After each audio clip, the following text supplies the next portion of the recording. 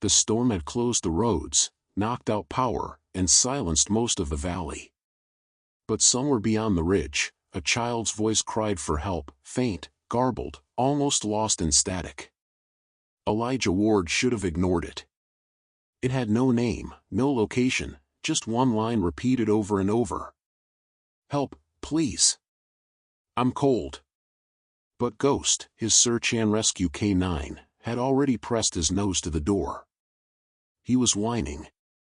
And once that dog locked onto a voice, Elijah knew better than to argue. That's how they ended up in the heart of a blizzard, following a whisper through the trees. What they found wasn't just a child. It was a secret meant to stay buried. The blizzard hit faster than the models predicted. By 3:17 p.m., every road in the Black Hollow Valley was under at least 8 inches of snow, with drifts climbing up the ridgelines. Power lines had gone down, cell signals were intermittent, and the old forestry outpost on Wolf's Crest had turned into a command post for the local search and rescue team. Elijah Ward, former Army SNR and now the regional K9 lead, stood in the corner of the outpost's makeshift operations room, staring at a static-laced radio unit. Ghost, his white German shepherd, lay quietly at his feet. The dog's fur was dusted with flecks of melting snow, his head up, ears flicking toward every noise.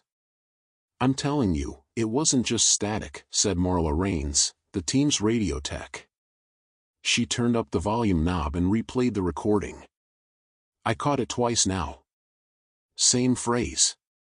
A burst of white noise buzzed, then, "Please. I'm cold." Barely audible. Almost like the wind. Elijah narrowed his eyes. "You sure this isn't cross-channel interference? Could be an echo from an old signal." "Checked it twice. This came in live, and local," Marla said. "No coordinates. But it came from northeast of Hollow Ridge, somewhere near the old Fireline Trail. That's wilderness. We haven't had residents out there in years," said Tuck, one of the rookies. Marla replied, "Doesn't mean someone didn't get lost. Maybe a hiker. Or," she hesitated, "a kid." Elijah didn't speak. He looked down. Ghost was sitting upright now, rigid, his amber eyes locked on the door. "Elijah," Marla said, lowering her voice, "your dog knows." Ghost whined once. A low, rising sound, the kind he used on real rescues, when something wasn't just theoretical anymore. Elijah clipped his radio to his vest. He's already made the call. 30 minutes later, Elijah and Ghost were geared up and moving through the whiteout. Their vehicle, a modified 4x4 snow rig with thermal sensors, could barely handle the ice-clogged forest roads. Once they reached the old logging trail, the truck became useless. Too narrow. Too steep. They would walk from here. Elijah crouched, fitted Ghost with a thermal tracking harness, and checked the comms gear strapped to his chest. The wind howled through the trees, shaking branches and carving stinging lines across his exposed face. Snow bit into his gloves like glass. But Ghost surged forward, nose low, tail straight, locked in. Elijah followed, one hand on the leash, the other adjusting his GPS wristband. It was barely tracking. Every 10 steps, the wind erased their path. 2 hours passed. No clear trail. No fresh human prints. But Ghost didn't stop. He led Elijah through narrow cuts between trees, past frozen streams, up steep inclines where the snow reached Elijah's knees. Then suddenly, Ghost stopped. They were on the edge of a small, snow-draped clearing. The trees formed a tight ring, almost unnatural in their symmetry. In the center was a fallen pine, partially buried under the snow. Ghost let out a low bark, alert, but cautious. Elijah stepped forward, flashlight beam cutting through the white. That's when he saw it. A shape, small, curled, beneath the roots of the tree. Partially covered in snow. Arms wrapped around legs. Unmoving. A child. God, Elijah whispered, immediately pulling off his glove and reaching for the emergency thermal blanket in his pack. He dropped to his knees beside the body. "Hey! Hey, kid, can you hear me?" he called over the wind. The figure stirred. A faint groan. It was a boy, maybe 7 years old, shivering violently, skin nearly blue. His lips were cracked. His eyes barely open. Elijah leaned closer. "You're okay. We've got you. Stay awake for me." The boy's lips moved, but Elijah couldn't hear him. Ghost moved in beside them, nuzzling the child gently. Then the boy whispered something, so soft Elijah had to lean inches away to hear it. "Under the snow," he rasped. Elijah frowned. "What?" The boy tried again. Someone else's, under it." Elijah turned, heart pounding. "Where?" The boy pointed weakly, behind the tree, toward a snowdrift covered in branches and fallen pine needles. Ghost was already moving. Elijah followed, his boots sinking deep. Ghost stopped suddenly, and began pawing at the ground, barking sharply now. Elijah dropped to his knees and began digging.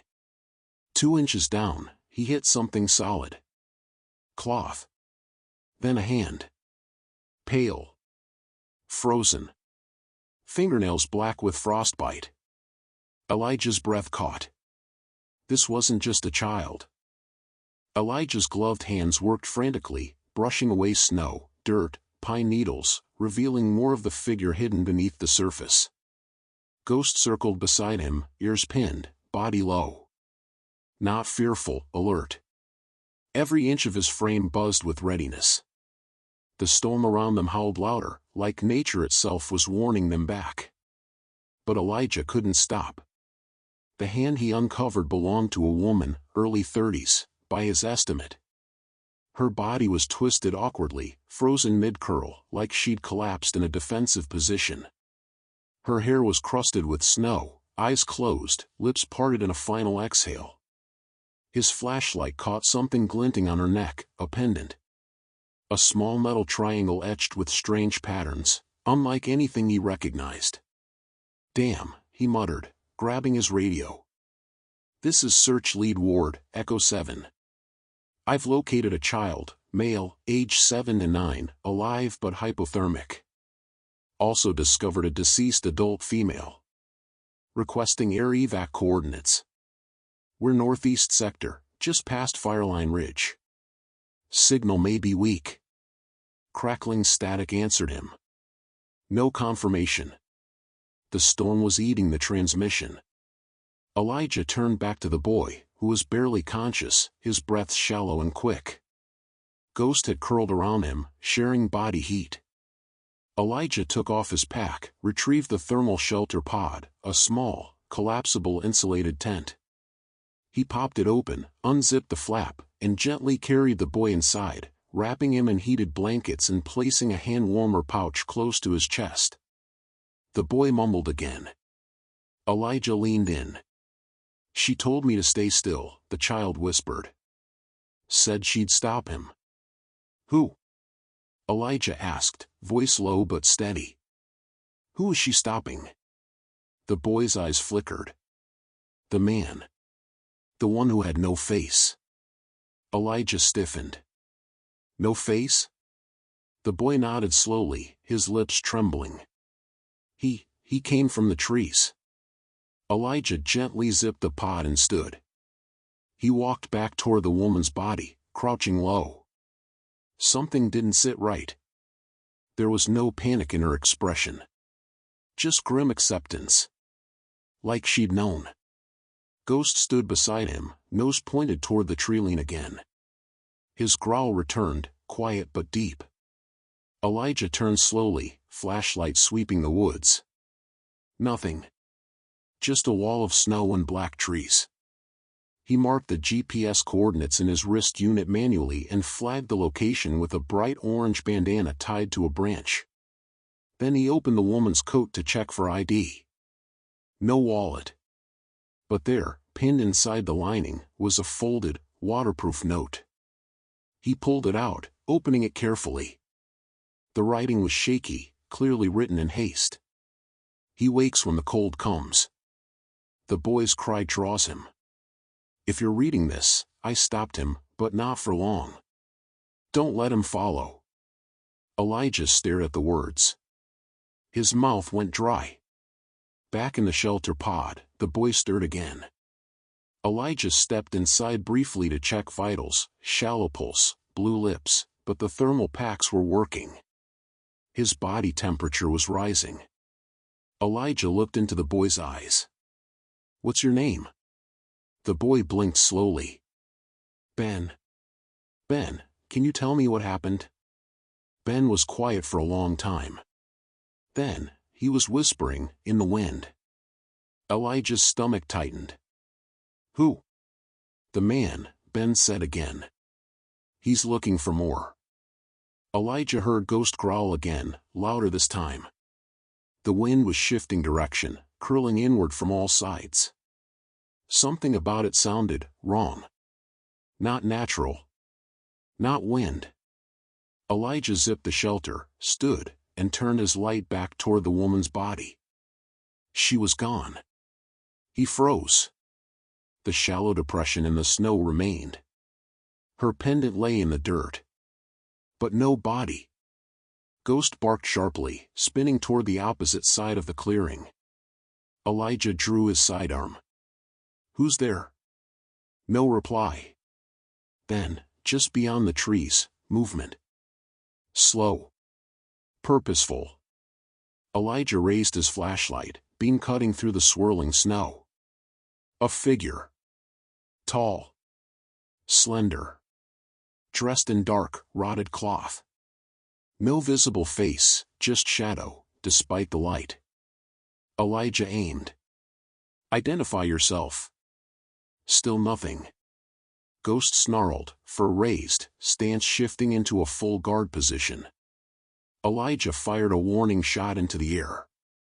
The figure stepped back, almost as if it melted into the woods. Gone. Elijah's breath misted heavily. His heartbeat slammed against his chest. This wasn't just exposure. Something else was happening here. He sprinted back to the shelter pod, zipped it open. Ben was curled up tight, trembling again. She's gone, isn't she? He asked quietly. Elijah nodded. Ben clutched his own arms. She gave him her name. That's why she could stop him. Elijah frowned. What does that mean? She said names are how he follows, Ben whispered. Elijah's radio crackled, finally. Echo 7, this is Air 1. Repeat, Air 1 inbound. ETA 14 minutes. Signal weak. Flare if visual needed. Elijah yanked it to his mouth. Copy, Air 1. Coordinates tagged. Visual contact poor. Will signal. He stepped out and reached into his vest, pulling the flare and launching it high into the sky. A red ball of fire arced into the swirling white. Ghost barked sharply. Behind them, near the tree line, a faint, high-pitched cry echoed. Like a voice. But not Ben's. A second child's voice. Calling from somewhere deeper in the forest. Help! I'm cold. Ghost turned to Elijah. Ears up. Waiting. Elijah's breath puffed white in the cold air. His eyes scanned the clearing, locking on every possible movement among the trees. But the cry that had just rung out, high, delicate, chilling, left no source. There was no silhouette.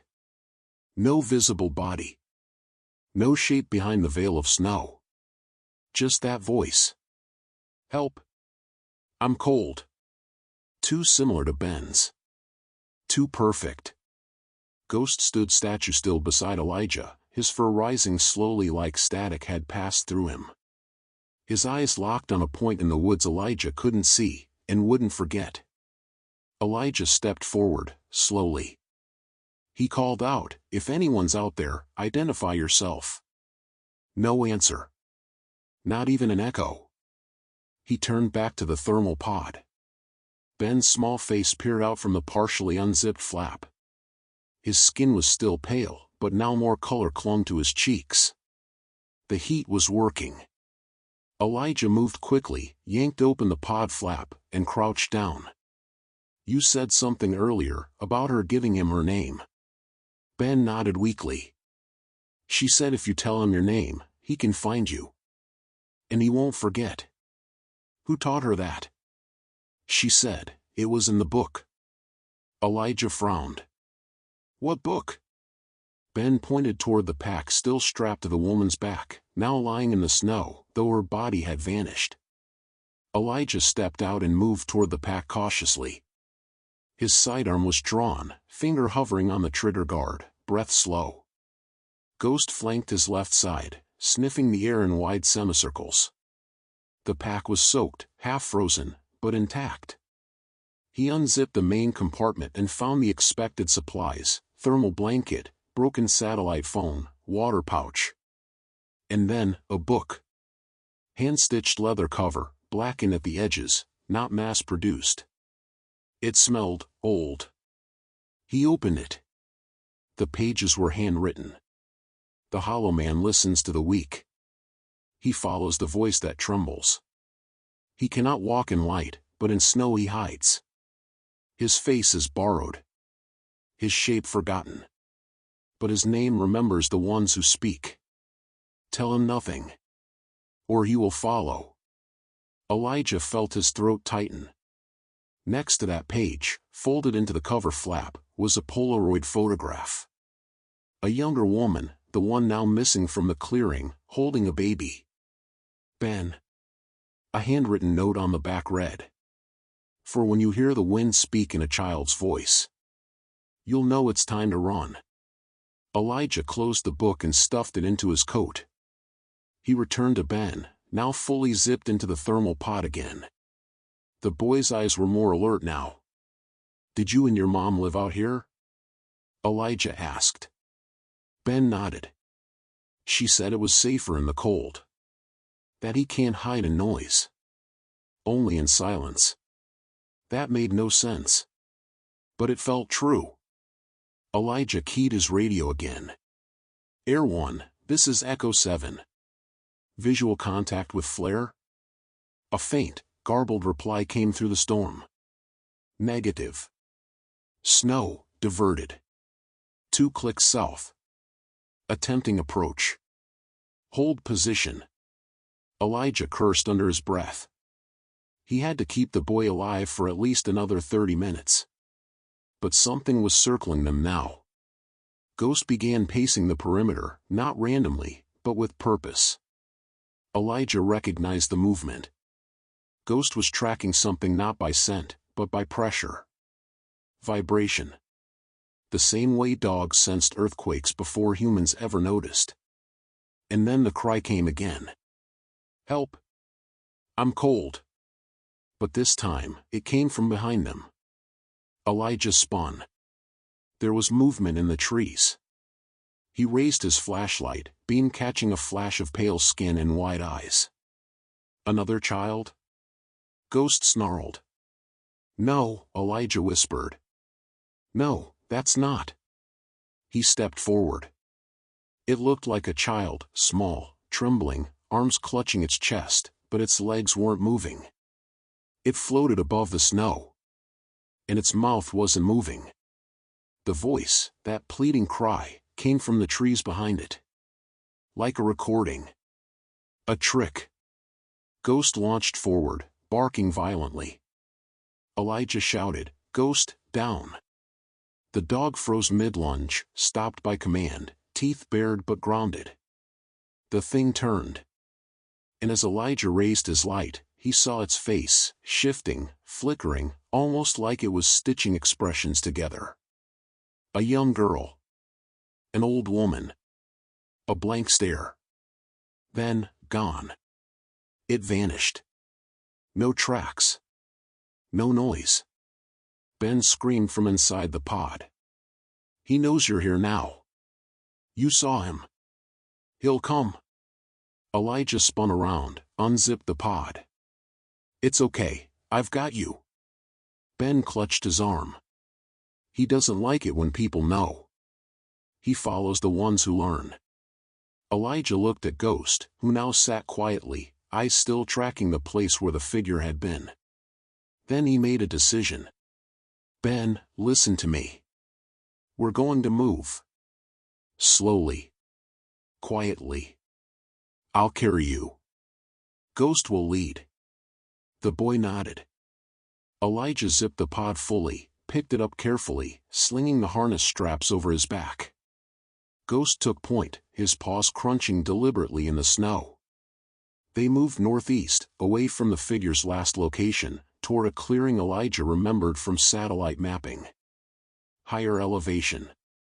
Better line of sight. And hopefully, a safe spot for evac.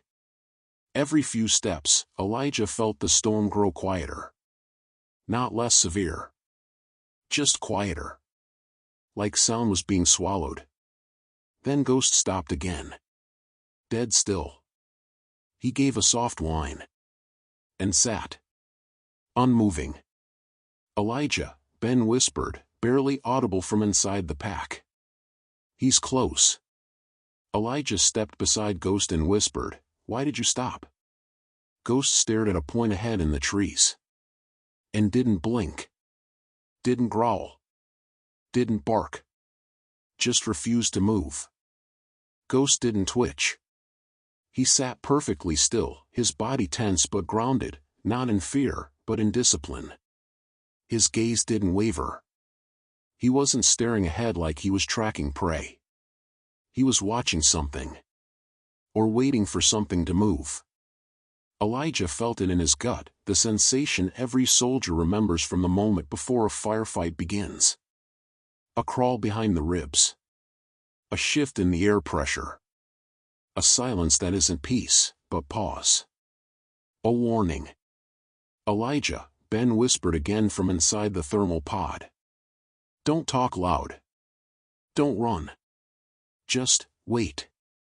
Elijah crouched beside Ghost, scanning the woods in the direction of the dog's stare. Nothing. Not yet. Then something moved, not in front, but above. Elijah's eyes darted up. A branch, 30 feet up, twisted unnaturally against the wind. Not with it. Then, a slow, dripping sound. Water? No, it was too thick. Blood? A dark shape dropped from the branch. A gliding blur. Elijah raised his sidearm, but it was gone before he could lock a target. Ghost remained still. He didn't growl. He didn't bark. He didn't need to. He knew. The thing, whatever it was, wasn't hunting with sight. It was listening. Listening for sound. Elijah slowly adjusted the pack straps. He moved into a crouch, keeping Ben shielded behind him. In a whisper he said, "Tell me what else she said." "About him." Ben answered just as softly. "She said, he listens for panic. For breathing. If you run, he hears. If you scream, he wears your voice." Elijah stared at him. "Where's it?" Ben nodded. "He copies. He needs voices. That's how he gets close." The girl in the snow wasn't real. Elijah tightened his jaw. "Okay. Then we don't speak unless we have to." He placed one hand on Ghost's shoulder and gave a silent directional signal, a two-finger point followed by a glide forward. Ghost stood. But instead of walking ahead, he turned and nudged Elijah's knee, hard, guiding him to the left, not forward. A silent reroute. Elijah followed. They moved into a natural bottleneck, a tight tree corridor that would block sound and movement from most directions. It gave them one path in, one path out. A natural funnel. A place to stand ground if needed. As they passed through, Elijah saw something half buried in the snow. A child's shoe. He paused, not from fear, but realization. Inside the shoe was a bone. Tiny. Clean. Ben saw it, too. That's why she left the pendant, he whispered. What do you mean? She said if something happened to her, someone might come. But she had to make him think she died first. The woman hadn't frozen to death. She'd tricked him. Sacrificed herself to confuse the Hollow Man. To buy Ben time. Elijah stood slowly, heart pounding. Suddenly, Ghost bristled. Not from ahead. From behind. Elijah turned, too late. A shape exploded from the tree trunk, not out of it, but from within it. Like the bark had unzipped. It slammed into Elijah's side. He crashed into the snowpack, rolling, the pod with Ben still strapped on tumbling into a tree trunk. Ghost lunged. The shape, tall, sinewy, head wrapped in a membrane of stretched, translucent skin, pivoted unnaturally. Its arm flicked sideways with an audible pop, swatting Ghost away. The dog hit the snow, yelped, then stood back up instantly. Elijah drew his pistol and fired twice. Pop, pop. The bullets hit the figure. It jerked, staggered, but didn't fall. Instead, it screamed. But not in pain. In Ben's voice. Please. Help. I'm cold.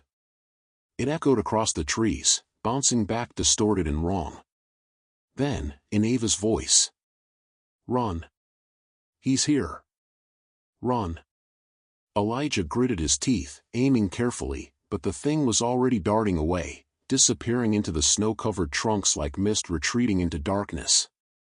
Elijah crawled to the thermal pod. Ben was crying, shaking.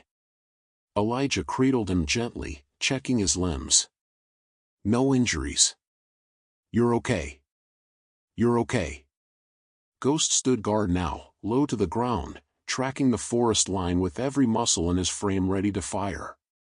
Why didn't it take you? Elijah asked the boy. Ben blinked. Because I didn't scream. Elijah breathed out slowly. Good. They couldn't stay. Air support was likely still too far out.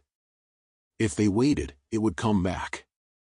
Elijah pulled out a flare, not for signal, but distraction. He angled it behind them and fired. The streak of red hissed through the air, landing far away. The Hollow Man, if he was truly drawn to light and voice, would chase it. Elijah whispered, "We move now. No talking. Eyes on me. Ghost leads." Ben nodded. Elijah strapped the pod again, body stiff with adrenaline. Ghost walked ahead, not trotting now, just deliberate. A new trail opened, a narrow slope cut into the mountain ridge. The snow had stopped. But the wind? The wind was full of voices now.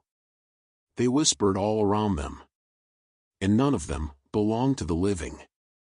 The trail Ghost chose wasn't on Elijah's GPS. It wound between dead trees and jagged stone outcrops, shielded from overhead winds. The storm was losing momentum, but in its place was something worse, a pressure, like the forest itself was holding its breath. Ben hadn't spoken since the last encounter. His voice was gone, not physically, but emotionally. Elijah could hear it in his silence, the deep survival instinct of a child who's seen too much and decided the safest sound is no sound at all. Elijah respected it. They walked for 20 minutes in near total quiet. Then Ghost stopped. Ahead was a clearing, small, almost circular, ringed with stone pillars barely taller than Elijah's waist. They were arranged deliberately, like a ritual site or something older. Moss and snow covered most of them, but one was exposed. On it, carved into stone, was a name. Lydia M. Ghost approached the stone, sniffing low, tail motionless. Elijah narrowed his eyes. Graves? Ben whispered from behind, voice hoarse, not graves. Markers. Elijah knelt beside the stone. How do you know? Ben pointed toward the others. Because Mom said the names are what he loses. If you take the name back, he can't wear it anymore. Elijah stood. She was making a list? No, Ben said. She was freeing them. Elijah stared at the marker again. Something about the name felt familiar, not personally, but as if it had weight. Like someone had cried while saying it out loud. Like someone had screamed it while vanishing into the trees. He pulled out the notebook from earlier and flipped through the pages. In the margins, scribbled in faint ink, were other names. Darla V. Mason J. Raina K. Lydia M. Ava N. Me. At the bottom, don't let him keep them. That's what the mother had been doing. Placing names into stone. Not for memory. For rescue. A new sound filtered in, not wind, not snow. Laughter. Children's laughter. From every direction. Elijah turned, pistol raised, flashlight panning. Nothing. But the laughter echoed through the trees, disconnected, joyless, cold. Ben shivered in the pod. He's wearing them. Elijah turned to him. What happens if he says my name? Ben locked eyes with him. Then you won't know who you are anymore. Elijah swallowed hard. He crouched beside one of the stones and pulled out a multi-tool. I'm going to give her name back. He began carving into the stone with a flat blade, deepening the letters, making them bold. Ghost paced, growling low. Behind them, the laughter stopped. Then, a voice. Elijah's own voice. Elijah, help me. He froze. It was his tone. His cadence. His exact voice, as if he were calling out from behind a wall. Then, Ben's voice. Dad. Elijah looked at the boy. Ben shook his head violently. That's not me. Then the voice changed again. The mother's voice. Stay. Please stay. Ghost barked, not at the voices, but at the stones. One of the stone markers cracked. A sliver split down its face. The laughter returned. Elijah grabbed the notebook and flipped to the final page again. There was a phrase, scrawled and underlined. When the names break, he walks free. Elijah looked around. Only half the stones had names. The rest were blank. Still waiting. Ben whispered, she told me to write mine if I ever got lost. That if I carved it myself, he couldn't take it. Elijah looked down at the multi-tool, then back at Ghost. He drew a name onto one of the blank stones, Ben W. Ben watched silently. Elijah handed him the multi-tool. Make it yours. With shaking fingers, Ben carved over Elijah's outline, tracing his name fully into the rock. Letter by letter. Real. Permanent. And the woods changed. The laughter stopped again. The wind picked up, but now it howled, angry, thrashing through the trees like claws scraping bark. Ghost stepped between Ben and the woods. Elijah turned back to the pod and whispered, I think he's afraid of the names. Ben looked up, determined now. Then we should say them all. Elijah opened the notebook. He began reading names aloud. Slowly. Clearly. Darla V. Mason J. Raina K. Each name seemed to pull sound into itself. The wind stilled. The trees leaned in. Lydia M. Ava N. Caleb T. Ghost barked each time a name was spoken, reinforcing the sound. And then Elijah felt something. The cold that wasn't temperature. A presence. Behind them. Ben saw it first. A shape rising out of the snow, silent as smoke, tall, ragged, face made of shifting mouths. None of them speaking. All of them listening. Elijah didn't stop. Marin L., Helen B., Thomas S. The figure twitched. And took a step backward. Ben stood, actually stood, despite the cold, and shouted. "My name is Ben W. You can't take it." The creature reeled. A mouth opened wide, too wide, and let out a scream that wasn't sound but pressure. It rippled the air like glass. Ghost lunged forward, barking, fangs bared.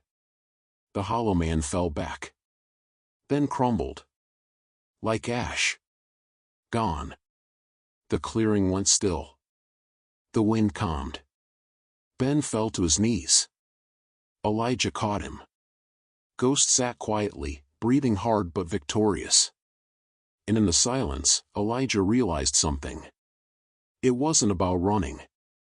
It wasn't even about hiding. It was about remembering. And giving people back their names.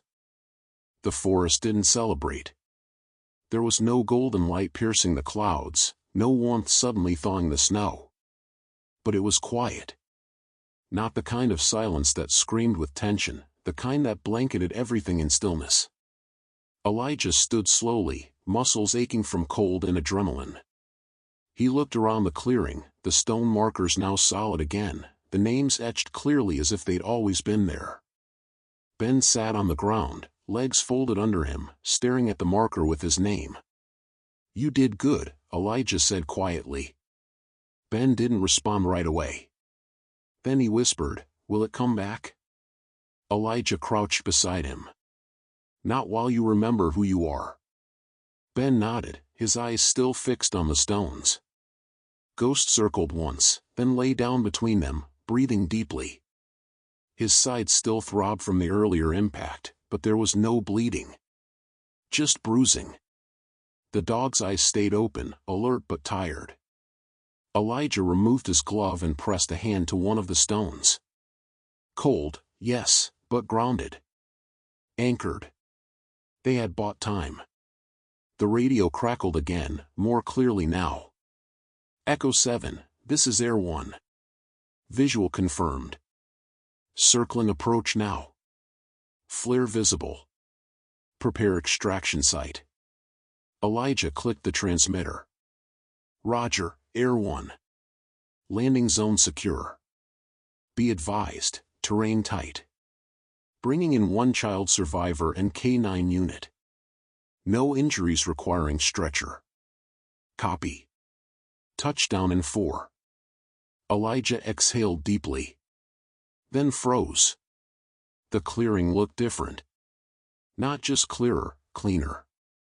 The stones looked older. Their moss had grown.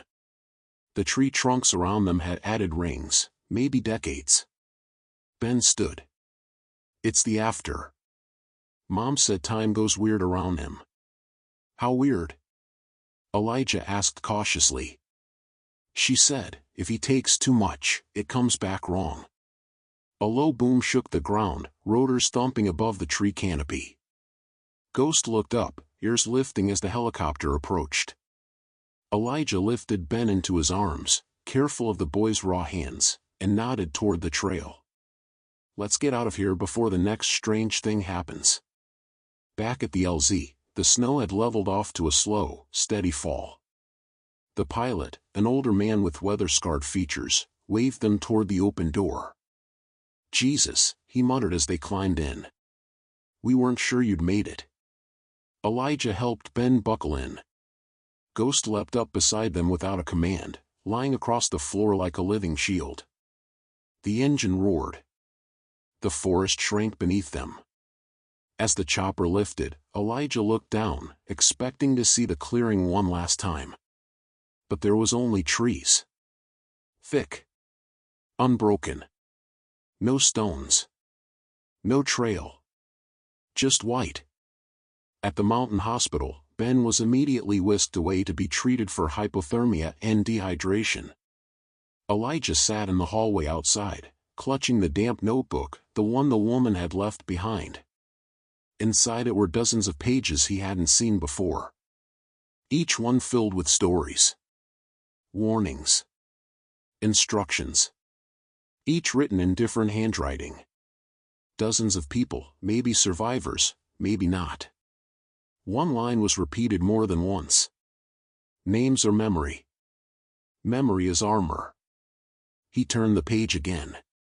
Found a drawing, a child's scribble. A tall man made of lines, his head covered in mouths. Next to him, a stick figure child holding a dog.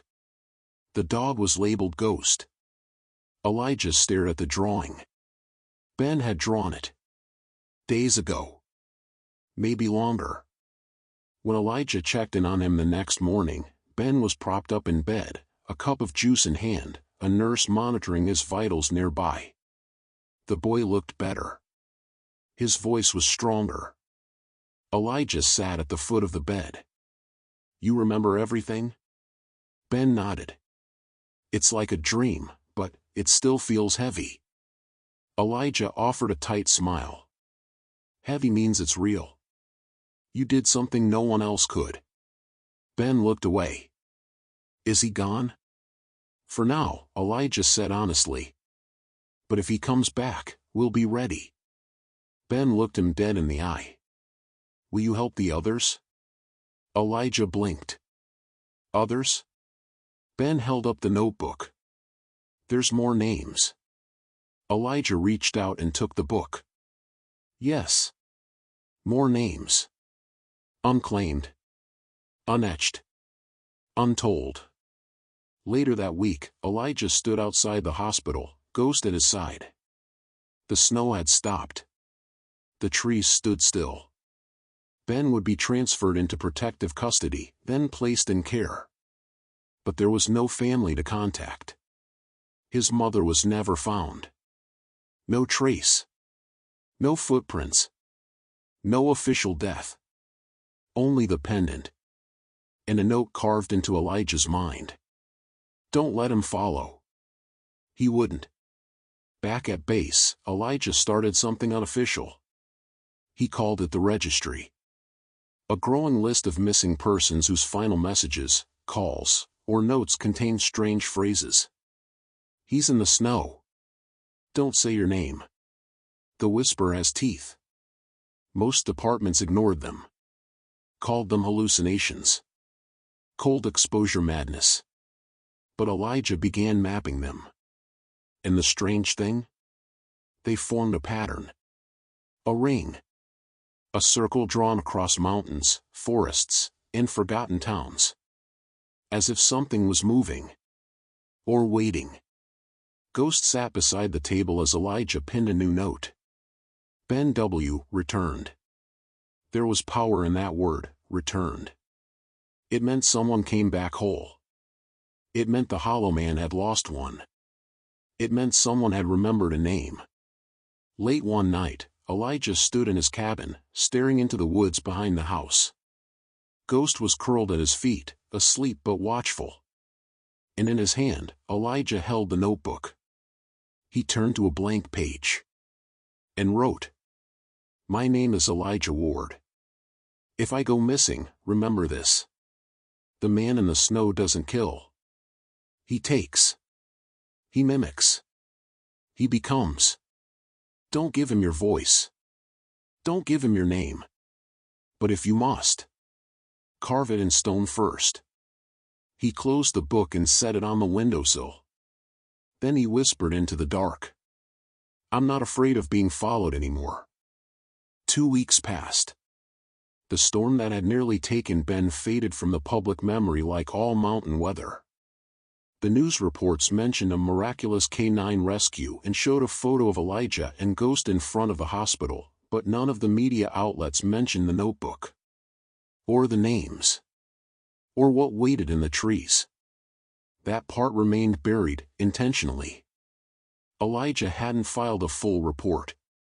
He gave the official version: lost child, deceased mother, exposure risk, blizzard-related confusion. The rest? He wrote in his private logbook and updated the registry. Every night. Ghost slept less now. Not from anxiety, from vigilance. Like he knew the quiet wasn't permanent. Elijah pinned another photo on the registry board, a satellite image of a place in New Mexico where 3 hikers had gone missing. The last voicemail from one said, "There's a kid up ahead, he's not walking." He's just standing there. The timestamp matched an anomaly in Elijah's own GPS records, a 3.7-second flicker in his trail data the night he found Ben.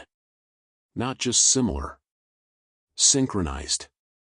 Whatever the Hollow Man was, it wasn't bound to place. It moved in cycles, circles. It responded to patterns of sound and fear. And names. Especially names.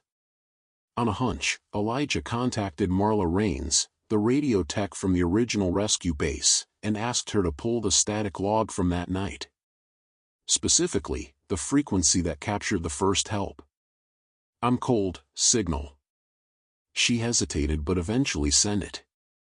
Along with something else. This came through an hour ago. Same signal. Different voice. The file played. A whisper, warped through static, just like before. "He took my sister, said her name twice, now she won't wake up." Elijah stared at the speaker. It wasn't Ben. But it was a child. Another one. Later that night, Elijah stood in the garage-turned office, surrounded by printed maps, pinned newspaper clippings, and threads of red yarn connecting strange incidents. Ghost sat at his side, alert but quiet. Elijah circled the old fire trail on the ridge again. Then opened the notebook to a fresh page. He began to sketch, not a figure this time, but a symbol. One he'd seen carved faintly into the back of the stone marker where Ben etched his name. It wasn't a letter. Not a known one. A crude spiral with slashes cutting across it. Ben had said it was the lock. His mother said it held names.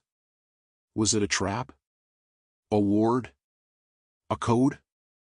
Elijah didn't know. But he drew it again and again, memorizing every curve. Something inside him whispered that the shape mattered. 3 days later, a letter arrived in a plain envelope. No return address. Inside, a Polaroid. A child. Different from Ben. Standing alone in a snowfield. No shoes. No coat. Just his arms wrapped around himself. And behind him, the blurred silhouette of something inhuman. Half seen. Looming. Scrawled across the back. "He's taking voices again. South Dakota. Reservation land. They won't listen. Will you?" Elijah folded the photo. Then called in a leave request. Officially, bereavement. Unofficially, a field run. He packed a small duffel. Medical kit. Recording equipment. A second flare gun. And the notebook. He looked at Ghost. "We've got one more trip." The dog stood. Ready. They reached the reservation outskirts by evening. No police roadblocks. No warnings. But whispers spread quickly. Children not waking up. Footsteps in the snow with no trail out. And one boy, 9 years old, who whispered another child's name in his sleep over and over. Tamara. Tamara. Tamara. Elijah visited the family. They were hesitant. Strangers were rarely welcomed in matters of spirit and loss. But one elder, a woman named Mavis, pulled him aside. "You've seen the mouth-faced one, haven't you?" she asked. Elijah didn't deny it. She nodded. "We've had different names for him. The cry mimic. The false walker. Hollow ears. But it's always the same lesson." She tapped his notebook. "Don't give him what he wants." "What does he want?" Elijah asked. Mavis's voice lowered. "To be remembered without form." Elijah understood instantly. A name without a face. A voice without an identity. That's what he fed on. What made him powerful. Mavis handed him a stone, black slate, polished smooth. "You'll need this if he finds you again. Speak no names until you place it down." Elijah looked into her eyes. "Why me?" You carry the memory. He hates that. That night, Elijah and Ghost climbed the ridge behind the town. Fresh snow. Moonlight. Silence. Until... Please. I'm cold. The same voice. But now it wasn't Ben's. It was Elijah's. Ghost bristled. The whisper came again. Elijah, help me. Ghost moved forward, nose low, tail rigid. 100 feet ahead, in a clearing near the summit, stood a figure. Small. Still. Childlike. Elijah raised his flare gun but didn't fire. He remembered what Ben had said, don't light unless you have to. He took the slate stone Mavis gave him and laid it gently on the snow. And then he whispered to the dark. I remember her name. The figure shuddered. I remember all of them. Another shudder. I won't let you wear them. Behind him, Ghost barked once. Loud. Final. The figure began to melt, not burn, melt, like snow hitting fire. It made no sound. And then it was gone. Just like that. Elijah picked up the slate and carved one more name into it with his multi-tool. Tamara. Then he whispered.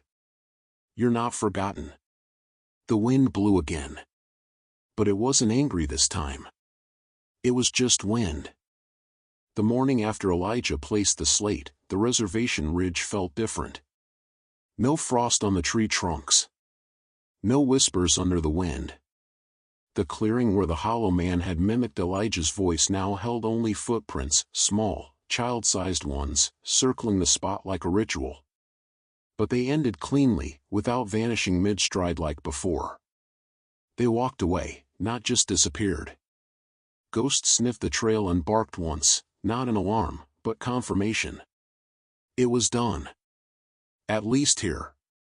Back in town, Elijah met Mavis one final time. She handed him a wrapped bundle. You'll need these, she said. The voices linger in places he's touched.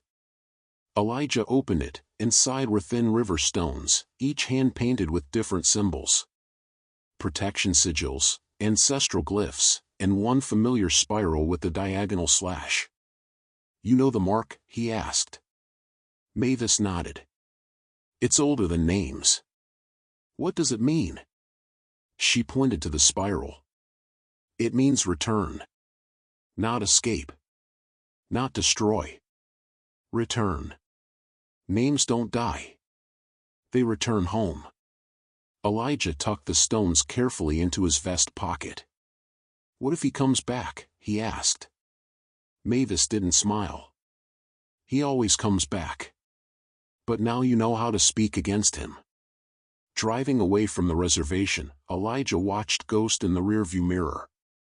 The dog had taken to sitting directly behind him now, eyes always facing back. Watching. Not fearful. Just aware. There was no more denying what this had become. This wasn't a one-time rescue. It was a chain. A cycle passed from voice to voice, name to name. And someone had to be the anchor. At home, Elijah finally opened the last sealed section of the mother's notebook. He'd left it untouched until now, pages sealed by wax with the warning. Break this only if you've seen him twice. He had. Inside was a single page. Titled, The Rules of the Hollow Man. Below were the 10 lines, uneven, handwritten, copied over multiple times with corrections and frantic underlines. Elijah read them aloud in a whisper, his voice barely above breath. He listens more than he sees. He mimics but never learns. He takes, but leaves no hunger. Names give him shape. Voices give him reach. Memory is the only armor. Stone holds memory. Wind carries his bait. Circles trap him.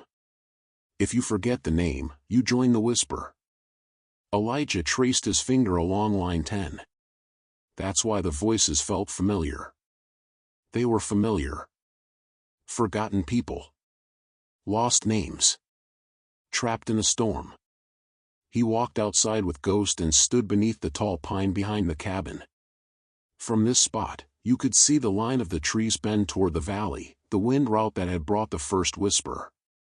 He placed one of Mavis's marked stones at the base of the tree. Then another near the back porch. A third on the roof beam. He didn't know if it was superstition or strategy. But he'd rather act than wonder. 2 nights later, a knock came at the cabin door. Elijah opened it slowly, flashlight in hand.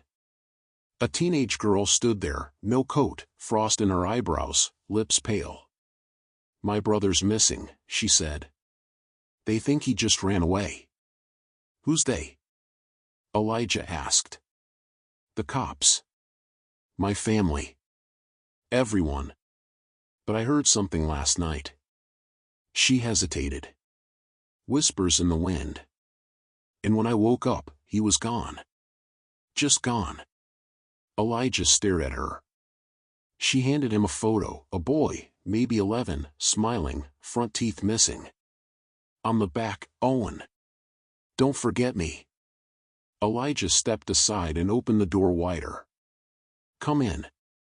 We've got work to do." She sat at the table, hands wrapped around a mug of cocoa, shivering less now.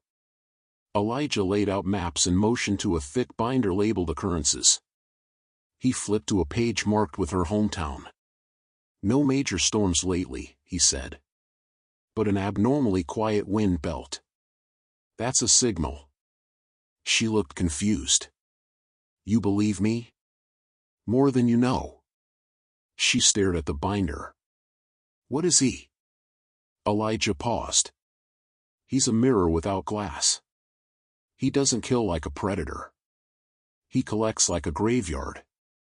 Takes what we give freely." "Like our names?" she asked. Elijah nodded. "Exactly." Ghost lay near the fire, eyes still on the girl. Guarded but gentle.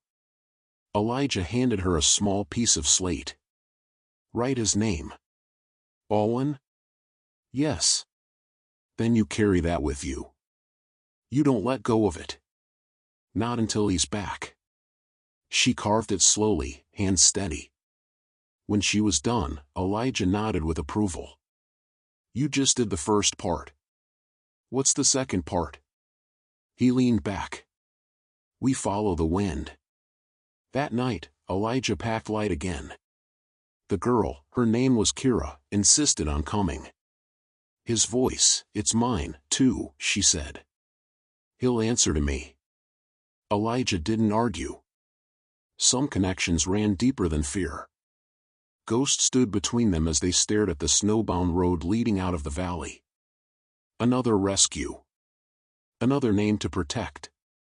But this time, Elijah felt more than dread.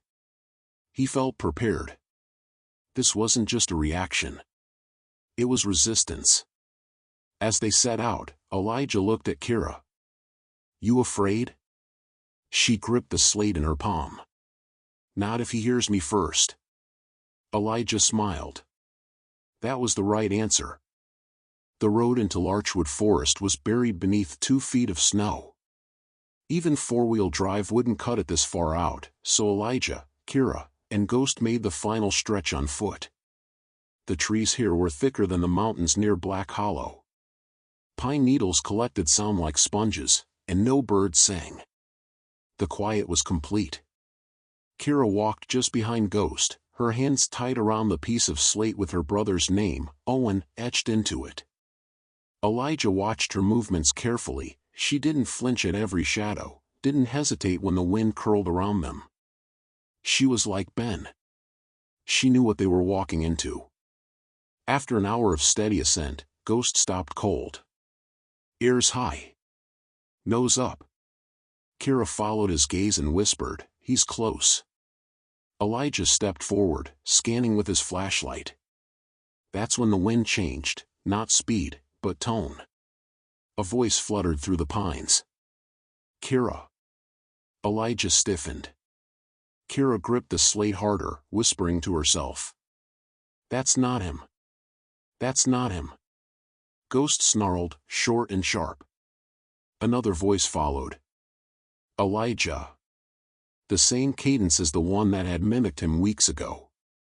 Elijah dropped to one knee and pulled out a flare, holding it at his side. Not yet. Then came laughter. Children's laughter, bright, layered, discordant. Dozens of voices all at once. Kira clamped her hands over her ears. Stop. Stop. Elijah reached into his coat and handed her a folded piece of paper. The rule of 10, he said. Read the last line. Say it out loud. Kira opened it. Her voice was shaky, but strong. If you forget the name, you join the whisper. The laughter stopped. Just like that. The wind stalled. Ghost's hackles lowered, slightly. Elijah leaned in. He knows we remember. That's why he can't pull us yet. Kira stared ahead. But he can still trap us. They reached a clearing. Half circle. Snow undisturbed, unnaturally smooth. In the center, a tree, massive and dead, hollow at its base like a tunnel mouth. A faint heat shimmered around it, even though the air was still freezing. Kira gasped. That's where I saw him in my dream. Elijah turned. He wants us to go in. But only one of us should. Kira stepped forward. Me? No, Elijah said firmly. He's baiting you with your brother's voice. Let me go. You hold the tether. He handed her a rope, a real one, wound to his harness, tied to hers. If I stop pulling, you run. She nodded. Ghost stayed beside her. Elijah entered the hollow slowly. The darkness swallowed him in 2 steps. The sound changed, became wet, like dripping moss and soft breathing. He moved forward with the flashlight pointed down, his boots crunching on dry, brittle earth that shouldn't have existed under snow. Then, a voice behind him. You never asked for her name. He spun. The voice was Ava's. The boy's mother. She stood there, not frozen, not buried, just watching him. But her eyes were empty. Like painted glass. You're not her, he said aloud. The thing smiled, and flickered. Then her shape dissolved. The tree hollow expanded suddenly, wider, revealing dozens of figures in the shadows. All children. Still. Silent. But their mouths moved, forming one phrase. Please. I'm cold. Elijah shouted, No. You don't own those voices. He pulled out a stone, the one he'd carved Ben's name into, and slammed it to the ground. The air buckled. The shapes screamed, but not audibly, it was as if the space itself screamed. Walls shook. The bark peeled back. And in the center, crawling out of the tree like a spider, came him. The Hollow Man. Limbs wrong. Face rippling. Wearing Owen's voice like a second skin. Kira. Elijah threw a second stone, Tamara's. The Hollow Man shrieked and reeled. Flames erupted behind his shifting form, not fire, but memory, burning away the shape he wore. The tree cracked. Elijah shouted, You can't take the remembered. And he ran. Outside, Kira held the rope tight. It snapped once, twice, then pulled hard. Elijah burst from the hollow, smoke trailing behind him. His coat was torn, his flashlight missing. But he had something in his hand. A third stone, now glowing faintly. Kira reached for it. Her eyes widened. Owen. The stone pulsed in her grip. And from the tree, a second figure emerged, not crawling, not stalking. Walking. A boy. 11. Barefoot. Eyes wet with recognition. Kira, he said. The real voice. Real. Alive. She dropped to her knees. Owen ran into her arms. Ghost barked joyfully, jumping beside them. The Hollow Man didn't chase. He couldn't. Not now. Not when a name had been pulled back out of him. Not when a voice had remembered who it was. Elijah stood over the hollow, dropped the stone inside. Then whispered, "You lose." The tree cracked again, not from damage. From release. And then collapsed. The opening sealed. And silence returned, true silence this time. Not fear. Just peace. Morning sunlight filtered through the pines like a silent benediction. It bathed the clearing where the Hollow Man's tree had stood just hours before. Now nothing remained but a scorched impression in the earth, as if something had been burned out of reality. Kira sat on the edge of the tree line, holding Owen in her arms. His eyes were tired, but no longer empty. His skin was warmer. His voice was his own. He didn't ask what happened. He just knew. That something had been wearing his shape. That something had taken his name. And that his sister brought him back. Elijah stood several paces away, Ghost beside him. The dog's head rested on Elijah's thigh, eyes half closed, one paw raised slightly, healing from the run. Kira looked up. Will it ever come back? Elijah didn't answer at first. He took a small leather pouch from his jacket. Inside were the remaining stones. The ones they hadn't needed. The ones that still bore names he hadn't spoken aloud. He handed the pouch to Kira. Probably, he said softly. But if it does, now someone else will know what to do. They left the forest by noon. No authorities arrived. No ambulances. No headlines. Just the three of them, and Ghost, walking down the frost-glazed path toward town. Owen carried a piece of bark in his hand, drawing circles with a stick as they moved. When they reached the end of the tree line, Owen turned to look back. I don't remember how it took me, he said. Just the wind.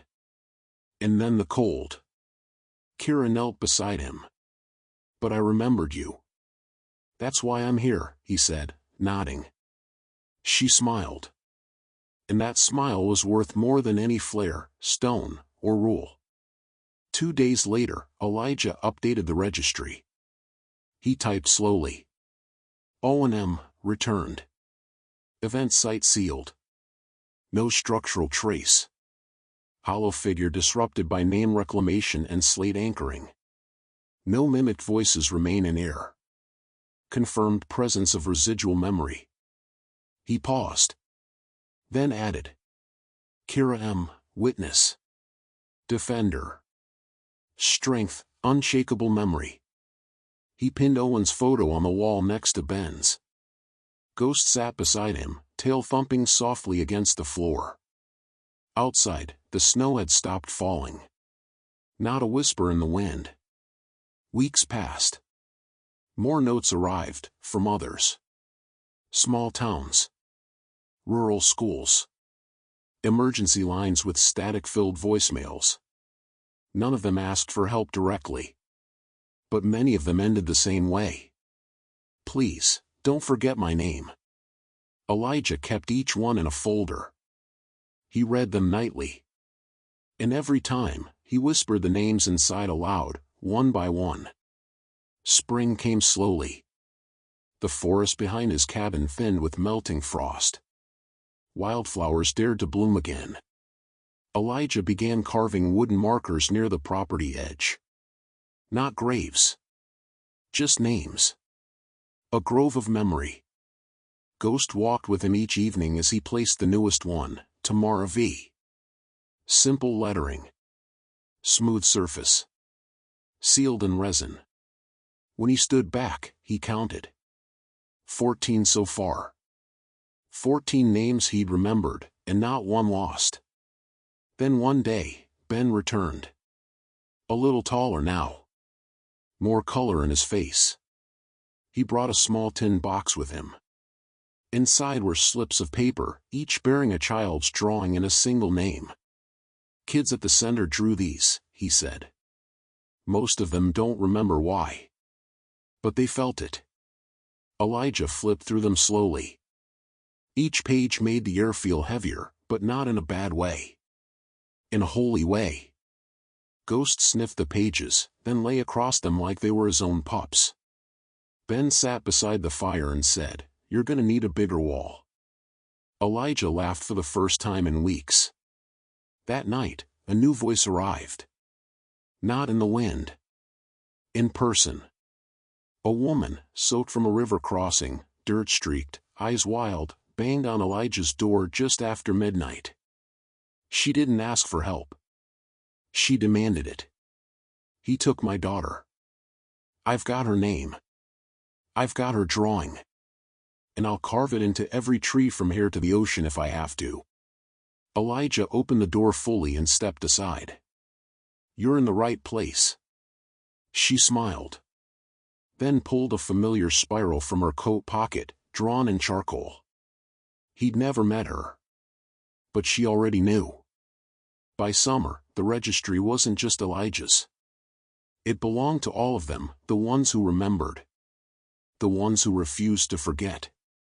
The ones who didn't run from whispers, but answered them by name. The Hollow Man still existed. He always would. But he was no longer free. Not while memory remained. Not while voices had anchors. And not while even one person still carried a name carved in stone. Somewhere, in a different forest, the wind still howled. It circled trees like old stories waiting to be told again. But this time, the voice it carried, faint, distant, didn't cry. It called. "I remember. I remember. I remember."